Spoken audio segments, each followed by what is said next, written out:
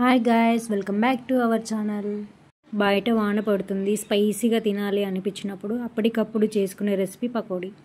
ఇది అందరికీ తెలిసిన రెసిపీ అయినా నా స్టైల్లో ఎలా చేస్తానో ఈ వీడియోలో మీకు చూపిస్తాను. ముందుగా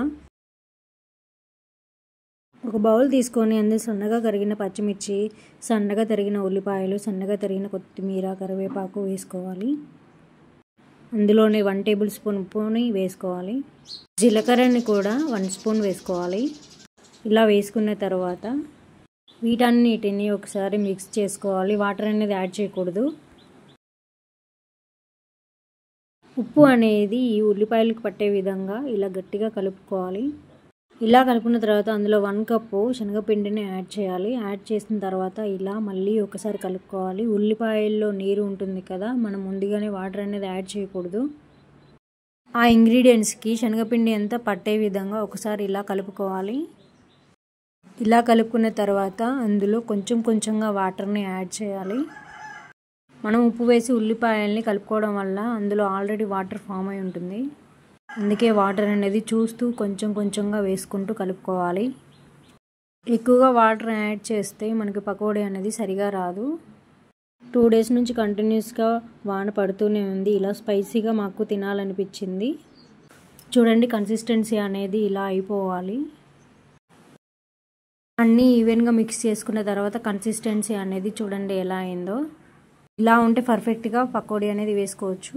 ఇప్పుడు స్టవ్ వెలిగించుకొని ప్యాన్ పెట్టుకొని అందులో డీప్ ఫ్రైకి సరిపడేంత ఆయిల్ వేసుకోవాలి.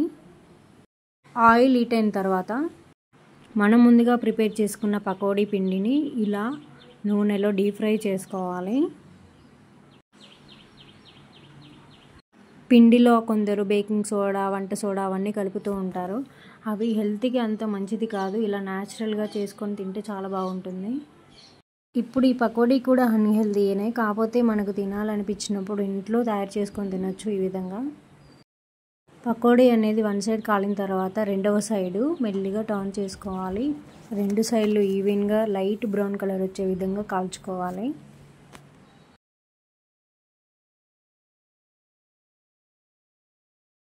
ఇలా 2 సైడ్లు డీప్ ఫ్రై చేసుకోవడం వల్ల ఈ పకోడీ చాలా క్రిస్పీగా వస్తాయి.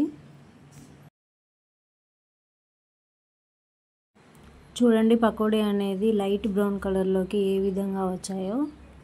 ఇలా రెడీ అయిన ఈ పకోడీని ప్లేట్లో తీసుకొని పక్కన ఉంచుకోవాలి. ఈ పకోడీని నంచుకొని తినడానికి వెల్లుల్లిపాయ కారం కానీ, పచ్చిమిరపకాయల పచ్చడైనా కానీ, నంచుకోవడానికి ఏం లేకున్నా ఊరికే తిన్నా ఈ పకోడీ చాలా అంటే చాలా బాగుంటుంది. చూడండి, పకోడీ అనేది ఏ విధంగా తయారైందో, చాలా క్రిస్పీగా.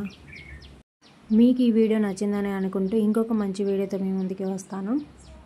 ఈ వీడియోని లైక్ చేయండి, షేర్ చేయండి, కామెంట్ చేయండి. Bye bye.